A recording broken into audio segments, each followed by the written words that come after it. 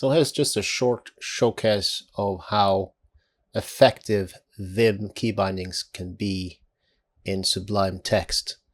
As you can see, I'm pressing Shift V. Well, right now I'm using Set T to up the screen. Then I go Shift J to join lines, DD to delete a line, then Shift J again to join line, DD, Shift J, delete line, Shift J to join, DD to delete line, join, join, and join, and then delete a line, and join again, and then I move up and join, join, join, join, and join.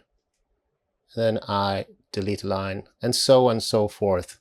This is a super effective way of just quickly going through text that you've copied from, say, a PDF, and you want to join the lines again after you paste it in the editor, or some other project that you need to join lines or just do some general editing because the lines are crooked in some fashion or way.